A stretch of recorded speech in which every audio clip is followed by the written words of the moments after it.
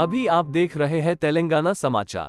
State finance commission chairman Sisila Rajaiah గారికి అభినందనలు తెలిపిన పురుమల్ల శ్రీనివాస్ నేడు కరీంనగర్ జిల్లా కలెక్టరేట్లో 2024 ఆర్థిక సంవత్సరంపై ఆర్థిక శాఖ అధికారులతో నిర్వహించనున్న సమీక్ష సమావేశానికి ముఖ్య అతిథిగా విచ్చేసిన తెలంగాణ రాష్ట్ర ఫైనాన్స్ కమిషన్ చైర్మన్ మాజీ పార్లమెంట్ సభ్యులు సిసిల రాజయ్య గారిని కరీంనగర్ అసెంబ్లీ నియోజకవర్గం కాంగ్రెస్ పార్టీ ఇన్ఛార్జ్ పురుమల్ల శ్రీనివాస్ గారు నేడు కరీంనగర్లో ఆర్ఎన్బి అతిథి గృహంలో మర్యాదపూర్వకంగా కలిసి శాలువలతో సత్కరించడం జరిగింది.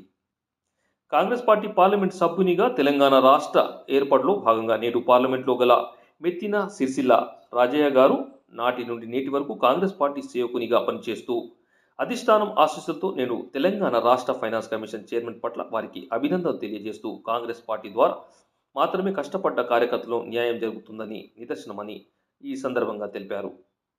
సిసిల రాజయ్య గారికి కలిసిన వారిలో శ్రీనివాస్ గారితో పాటు జిల్లా కాంగ్రెస్ ప్రధాన కార్యదర్శి ఎస్కే సిరాజ్ హుస్సేన్, శ్రీకాంత్ తదితరులు పాల్గొన్నారు.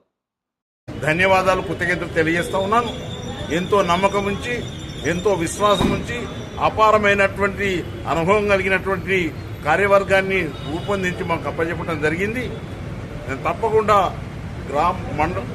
జిల్లాలు తిరిగి ప్రజల యొక్క, ప్రజాప్రతినిధుల యొక్క, అధికారుల యొక్క అభిప్రాయాలను సేకరించి ఒక మంచి రిపోర్ట్ ప్రభుత్వానికి అందించి రానున్న కాలంలో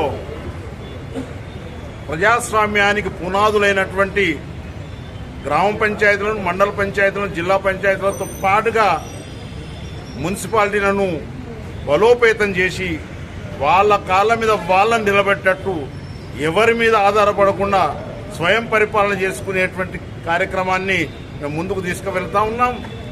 ప్రజాస్వామ్యంలో అధికార వికేంద్రీకరణ జరగాలి.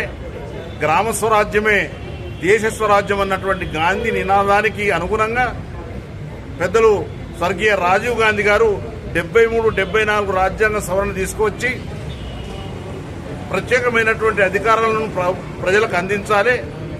ప్రజలు భాగస్వాములు కావాలి తప్ప సూపర్లు కావద్దు, స్పెక్టేటర్స్ కావద్దు అనే చొప్పున రిజర్వేషన్ అమలు చేసి, రిజర్వేషన్ కూడా రొటేషన్ పెట్టించి ఒక అద్భుతమైనటువంటి రాజ్యాంగాన్ని తీసుకువచ్చినటువంటి క్రమంలో ఆ చట్ట సవరణకు అనుగుణంగా మా కమిటీ పనిచేస్తుందనేటువంటి విషయాన్ని తెలియజేసుకుంటూ, అధికార యంత్రాంగం కానీ, అనధికారులు కానీ, నాయకులు కానీ దీన్ని సంపూర్ణమైనటువంటి భావనతోటి అర్థం చేసుకొని దీన్ని బలోపేతం చేసిన నాడే భారతదేశ ప్రజాస్వామ్య వ్యవస్థ బలంగా ఉంటుంది.